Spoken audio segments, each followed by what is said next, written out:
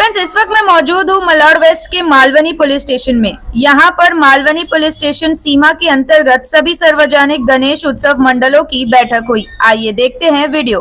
आपण बरेच सुद्धा की ते जास्त